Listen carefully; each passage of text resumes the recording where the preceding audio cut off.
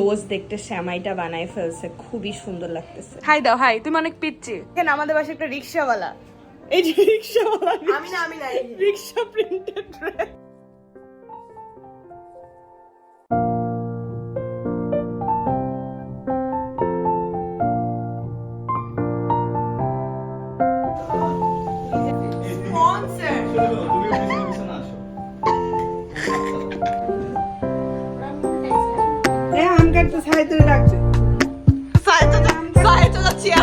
চেয়ারটা বসে